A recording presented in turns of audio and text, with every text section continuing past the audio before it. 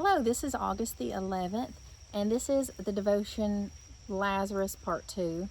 And what I want to focus on today is the timing of the Lord is always perfect. When Jesus got word from a messenger from Mary and Martha that their brother Lazarus was very sick, Jesus already knew that it was not going to lead to permanent death at that time. He knew what was going to happen. He knew that he was going to heal or raise Lazarus from the dead. And it said that he stayed where he was for another 2 days. He didn't worry. He didn't fret. He knew that the Lord's timing was perfect. And in John chapter 11, verse 4, it says, "But when Jesus heard, he said, 'This illness does not lead to death. It is for the glory of God, so that the Son of God may be glorified through it.'" And they had a lot to learn. They had to not rely on what they knew and what they saw, but they had to rely on their faith in Jesus, their faith in God. And when Martha finally saw Jesus, she fell at his feet and she cried. And she said, "Jesus, if you would have been here, then my brother Lazarus, then he wouldn't have died." And it says that Jesus was deeply moved in his spirit, or troubled. But the Greek word actually means anger.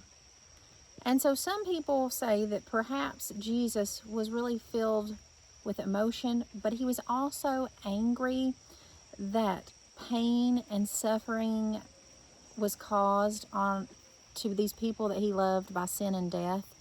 And he was deeply moved. And the Bible says that Jesus wept. He cried with them.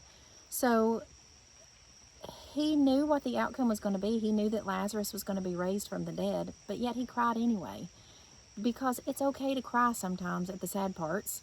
I believe that he completely trusted God, but he was just feeling compassion on those people there who were mourning, the Jews and Mary and Martha. And so Jesus, he thanked the Lord for hearing him. And then he said 3 words. He said, "Lazarus, come out." And at that point, Lazarus, his decaying body, it was brought to life. And this amazing healing from death was to testify that Jesus was sent from the Father, that people might believe in him. And it was an amazing miracle, and it's something that we should always remember. His timing is perfect. And then after this, the haters came out.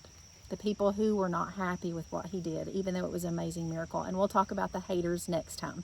But for today, I want you to remember this verse, Proverbs 3, 5, and 6. It says, "Trust in the Lord with all your heart, and lean not on your own understanding. In all your ways acknowledge him, and he will direct your paths."